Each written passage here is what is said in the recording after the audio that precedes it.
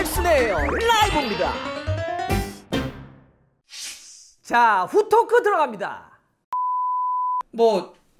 울산하고 상하이는 전반 고구마 10개를 후반 고구마 5개를 줄인 울산의 승리 끝. 네, 그렇게 정리할 수 있을 것 같은데요. 그리고 이제 울산이 그 고구마 5개를 어떻게 줄이냐면 주니오 선수를 투입을 하면서 좀 더 공격적인 어떤 활기를 좀 찾았고, 전반전에는 원래 이제 좀 앞섰던 경기가 2경기가 골이 없고 연속 무승부였기 때문에 상하이라고 하는 팀을 상대로 해서 공격적으로 그러니까 좀 속도를 위해서 역습 공격, 속공을 하기 위해서 빠른 선수들을 넣었는데 상하이도 안 올라오니까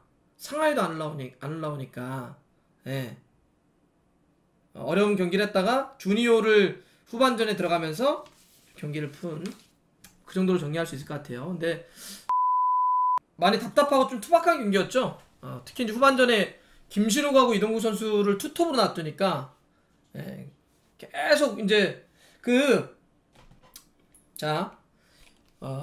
오늘 브리람하고 전북현대 이제 후반전만 저희가 좀 봤는데, 후반전에 딱 그것만 말씀드리고 싶어요. 이게 전북에 좀 아쉬웠던 건 뭐냐면, 후반전에 김신욱을 쓰면서 이동국 선수와 함께 트윈타워 투톱을 썼잖아요. 이렇게 되면 당연히 롱볼 전술을 쓸 수 있죠. 두 선수가 이제 높이 있는 볼에 승부를 잘하니까 롱볼을 쓸 수 있는데, 롱볼 전술을 쓸 수 있는 전제는 3가지가 돼야 돼요. 첫 번째, 롱킥을 때려 넣을 수 있는 킥 좋은 선수가 한 명 있어야 될 것.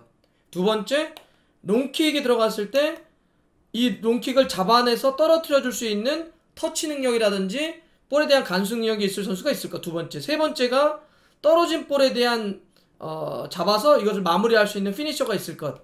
이 3가지 전제가 돼야 롱볼 전술을 쓸 수 있습니다. 축구에서 뭐 짧은 패스만 항상 정답은 아니니까 롱볼 전술이 무슨 문제가 있는 건 아니고 롱볼 전술 쓸 수는 있는데, 근데 오늘 아쉬운 거는 뭐냐면, 롱볼을 썼을 때 떨어지는 볼에 대해서 접근을 다 해줘야 될 거 아니에요. 세컨볼, 아까 얘기했던 것처럼 세컨볼을 따는 건 럭키가 아니에요. 럭키가 아닙니다. 행운, 운 좋을 때만 이렇게 운 좋았어 이게 아니라, 그 운, 럭키를 만들어주는 움직임, 간격을 좁혀서 떨어지는 볼에 대해서 간격을 좁혀서 들어가야 되죠. 그 요렌테하고 손흥민 선수가 그 케인 부상당해서 없을 때, 요렌테하고 손흥민 선수가 있을 때 그 좋았던 게 뭐냐면, 이쪽에서 요렌테에게 딱 롱볼 때리면 손흥민 선수가 바로 스타트를 끊어서 붙죠. 그래서 떨어지는 볼을 막 슈팅을 때렸다고요. 예.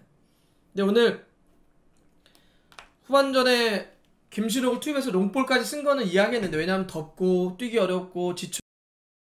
근데 그렇게 롱볼 전술 쓰려고 했으면 좀 더 볼 주위로 좀 붙는 움직임을 가졌어야 되는데, 그거 좀 아쉬웠다. 그렇습니다. 좀 아쉽고. 근데 일단 뭐 그래도 전북이 지난번 1승을 거뒀으니까 1승 1패입니다. 그리고 이제 일본의 우라와 또 경기를 해야 되고, 또 다른 팀들하고 경기를 해야 될 거니까. 자, 좋아요, 구독 걸립니다. 알람 들어갔어요.